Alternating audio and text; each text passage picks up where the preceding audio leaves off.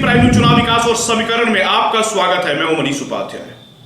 आज हम लोग हैं पूर्वी चंपारण मोतिहारी में और हमारे साथ हैं सबसे कम, लगभग बहुत कम उम्र में विधायक बने और भाजपा के एक दौर नेता, लगभग 17 साल का राजनीतिक करियर भी रहा है, समाज सेवा भी रहा है और तीसरी बार मधुबन से विधायक राणा रणधीर जी, आपका बहुत बहुत स्वागत है हमारे चैनल पे।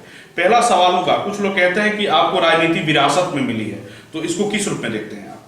नहीं, देखिए, ठीक बात है, विरासत में मिली है, इसको बिल्कुल मैं स्वीकार करता हूँ और मेरा मानना है कि विरासत में मिली चीज़ों को भी नए आयाम तक ले जाना, उसको और बेहतर करना, इस दिशा में हम लोग काम करते हैं। मेरे पिताजी का सामाजिक राजनीतिक जीवन बहुत लंबा रहा है। वैसे से शिक्षक रहे, हाई स्कूल के भी शिक्षक रहे, कॉलेज के प्राध्यापक रहे और बहुत ही लंबा उनको संसदीय जीवन, उनका सक्रिय संसदीय जीवन 25-30 वर्षों का रहा, ऐसे तो 40 वर्षों का रहा।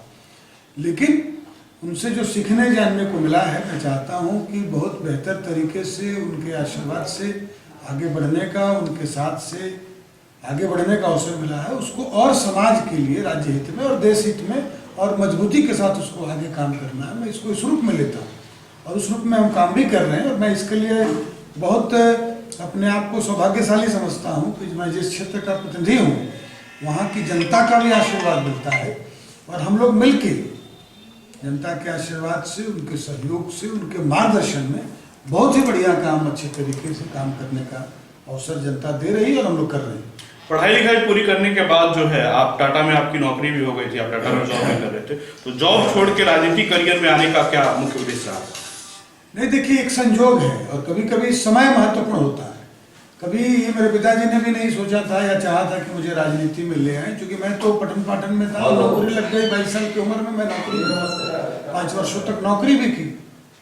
और लेकिन एक ऐसा समय का मोड़ आया कि मैंने अपनी इच्छा से पिताजी के चुनाव में काम करने के लिए कहा कि मेरी भी इच्छा है कि मैं इलेक्शंस देखना चाहता हूँ नज़दीक से, बिहार के इलेक्शंस। लोकसभा का चुनाव था 2004 का और पिताजी ने अनुमति दे दी। तो 2004 के लोकसभा चुनाव में मुझे 2 महीने काम करने का अनुभव मिला, लोगों के बीच जाना, उनके साथ बातचीत करना, तो वो एक टर्निंग पॉइंट हुआ। पिताजी चुनाव जीत गए और मैं अपनी नौकरी पे लौट गए।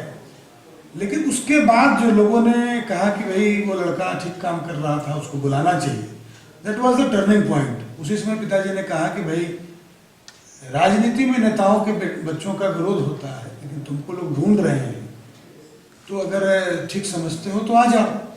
और वही 2004 चुनाव के बाद मैं सक्रिय रूप से सामाजिक और राजनीतिक जीवन में आया और 2005 के विधानसभा चुनाव में मधुबन की जनता ने आशीर्वाद दे दिया, मैं विधायक हो गया। तब हमारी उम्र कम थी, लेकिन विधायक हो गया और वो 13वीं विधानसभा का गठन नहीं हुआ। तो फिर जो नवंबर का चुनाव हुआ उसमें मैं चुनाव हार गया।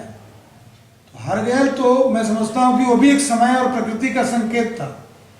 तो उसके बाद जो और ज़्यादा, एक बार जीतना और हारना और फिर लोगों से कनेक्टिविटी, और किस रूप में कि आप तो पहली बार जीत गए और दूसरा चुनाव हार गए, तो उसमें भी बहुत कुछ सीखने जानने का अवसर मिला। और फिर से मैं मधुबन की महान जनता का शुक्रगुजार हूँ कि उसने फिर से भरोसा जताया और तब से जिता रही है। 2 बार से लगातार जिताई, उसने इतना आशीर्वाद दिया कि मुझे मंत्री बनने का भी अवसर मिला। और तब से जो यात्रा शुरू है, मैं शुरू में आया था तो मैं अपने भाषणों में कहता था कि मैं किसी नेता के नाते आपके बीच नहीं आया, मैं एक परिवार के, आपके सदस्य के रूप में, एक बेटा, एक भाई के नाते आपके बीच आया हूँ और आपकी सेवा करना, मधुबन का विकास करना ही मेरा लक्ष्य है। और आप सब लोगों ने जो इतना विश्वास व्यक्त किया है, आपने इतना सम्मान दिया हमारे परिवार को, हमारे पिताजी को, और जब मैं आया आपके बीच तो आपने उसी स्नेह के साथ मुझे अपनाया और फिर से अपना आशीर्वाद देने का काम किया, आपने कृपा की। तो ये है कि मेरे लिए बड़ी चुनौती ये है कि वहाँ के लोगों के विश्वास पर लगातार खड़ा उतरना, उनके अंदर ये विश्वास रहे कि जिसको हमने अपना जनप्रतिनिधि बनाया है ये विकास के लिए समर्पित है, क्षेत्र की जनता के भलाई के लिए समर्पित है।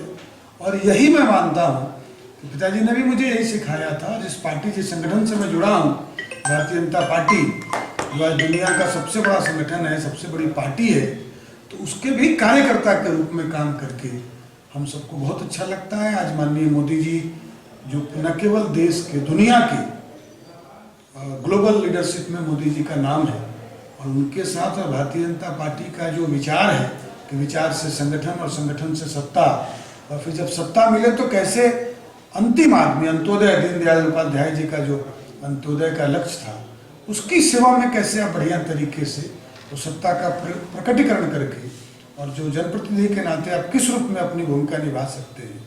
तो ये भी मैं समझता हूँ बड़ा अवसर है भारतीय जनता पार्टी के कार्यकर्ता के रूप में काम करना, और फिर भारतीय जनता पार्टी की तरफ से जनप्रतिनिधि के रूप में काम करना बहुत सीखने जानने का अवसर है।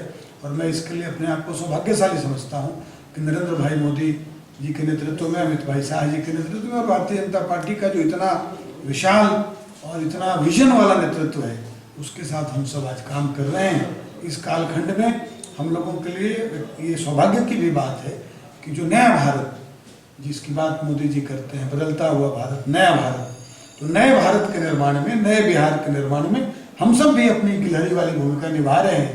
तो इस बात का भी हम सबको बड़ा गौरव और सौभाग्य है।